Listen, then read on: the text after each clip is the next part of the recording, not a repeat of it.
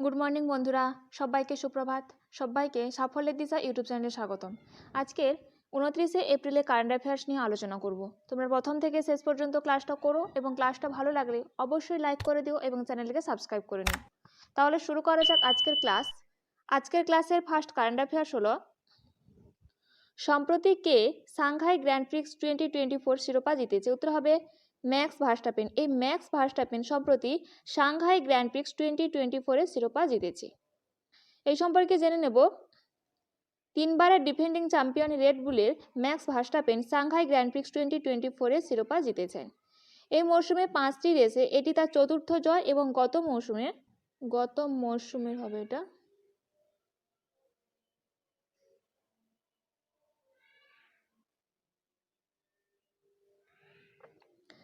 শেষ 27টি রেসে তার 23তম জয়। পরবর্তী গ্র্যান্ড প্রিক্স রেস 5ই মে মিয়ামিতে অর্থাৎ মার্কিন যুক্তরাষ্ট্রের মিয়ামিতে অনুষ্ঠিত হবে। এই ম্যাক্স ভার্স্টাপেন বেলজিয়ামের রেসিং ড্রাইভার। দ্বিতীয় স্থানে আছে ল্যান্ডো Norris British Belgian motor sports racing driver. এছাড়াও জেনে নেব, তৃতীয় স্থান দখল করেছে সের্জিও পেরেজ, ইনি একজন মেক্সিকোর রেসিং ড্রাইভার।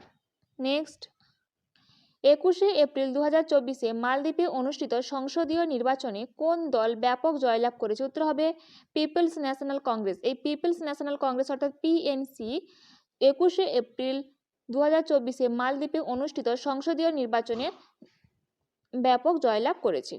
এই সম্পর্কে জেনে নেব, এই পিপলস ন্যাশনাল কংগ্রেস অর্থাৎ পিএনসি 21শে এপ্রিল 2024-এ মালদ্বীপে অনুষ্ঠিত সংসদীয় নির্বাচনে 86টি ঘোষিত আসনের মধ্যে 66টিতে জয়লাভ করেছে।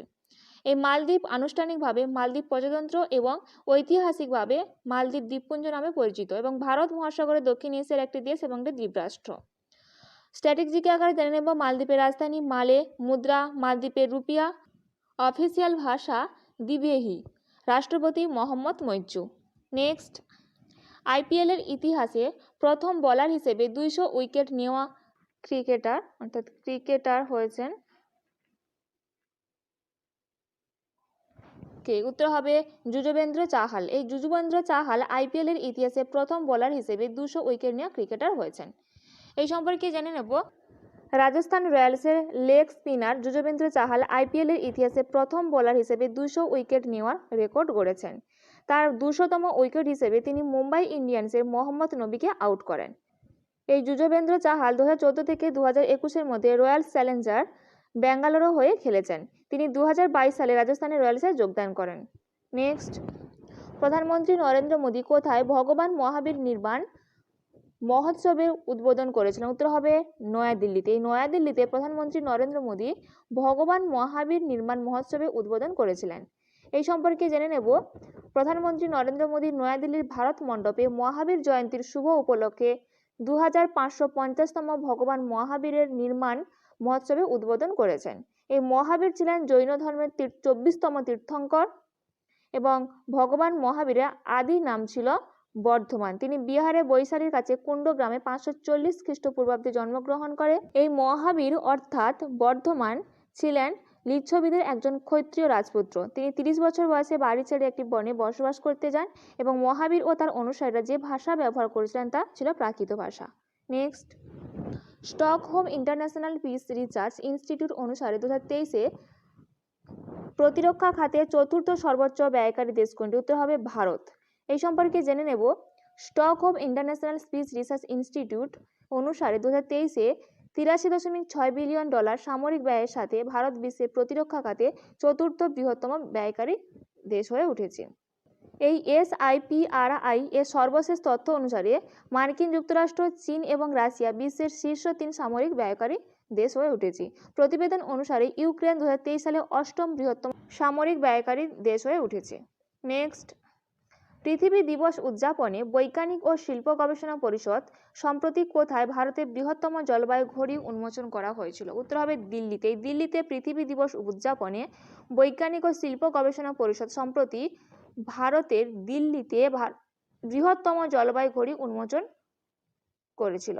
এই সম্পর্কে জেনে নেব, পৃথিবী দিবস উদযাপনে বৈজ্ঞানিক ও শিল্প গবেষণা পরিষদ সম্প্রতি নয়াদিল্লিতে তার সদর দপ্তরে ভারতের বৃহত্তম জলবায়ু ঘড়ি উন্মোচন করা হয়েছিল। এই উদ্যোগটি জলবায়ু পরিবর্তন এবং এর প্রতিকূল প্রভাব সম্পর্কে সচেতনতা বৃদ্ধিতে CSIR এর প্রতিশ্রুতির উপর জোর দেয়। নেক্সট, 5G নেটওয়ার্কের দক্ষতা বৃদ্ধির জন্য C.DOT কার সাথে একটি চুক্তি স্বাক্ষর করেছে? উত্তর হবে IIT যোধপুরের সঙ্গে একটি চুক্তি স্বাক্ষর করেছে। এই সম্পর্কে জেনে নেব। Centre for development of telematics 5G এবং তারপরেও নেটওয়ার্কগুলি দক্ষতা বাড়ানোর জন্য একটি চুক্তি স্বাক্ষর করেছে। এর অধীনে AI ব্যবহার করে এবং একটি স্বয়ংক্রিয় পরিষেবা পরিচালনা ব্যবস্থা বিকাশের দিকেও মনোনিবেশ করা হবে। এই C.DOT হলো ভারত সরকারের মালিকাধীন একটি টেলিযোগাযোগ প্রযুক্তি উন্নয়ন কেন্দ্র। নেক্সট, কোন দেশ ভারতে তার প্রথম প্রতিরক্ষা উপদেষ্টা নিয়োগ করেছে? উত্তর হবে পাপুয়া গিনি। এই পাপুয়া গিনি ভারতে তার প্রথম প্রতিরক্ষা উপদেষ্টা নিয়োগ করেছে। এই সম্পর্কে জেনে নেব। এই পাপুয়া গিনি 2024 সালে এপ্রিল মাসে ভারতের প্রথম প্রতিরক্ষা উপদেষ্টা হিসেবে নিযুক্ত করেছে কর্নেল এডিসন নেপিওকে। এই পাপুয়া গিনি সফরকারী প্রথম ভারতীয় প্রধানমন্ত্রীর নাম হলো প্রধানমন্ত্রী নরেন্দ্র মোদী। পাপুয়া গিনি সম্পর্কে আমরা স্ট্র্যাটেজিক আকারে জেনে নেব। রাজধানী পোর্ট মোরসবি, মুদ্রা কাইনা, প্রধানমন্ত্রী জেমস মারাপি। নেক্সট, কোন ব্যাংকের সাথে টাটা পাওয়ার সোলার সিস্টেম একটি কৌশলগত সহযোগিতা ঘোষণা করেছে? উত্তর হবে ইন্ডিয়ান ব্যাংক।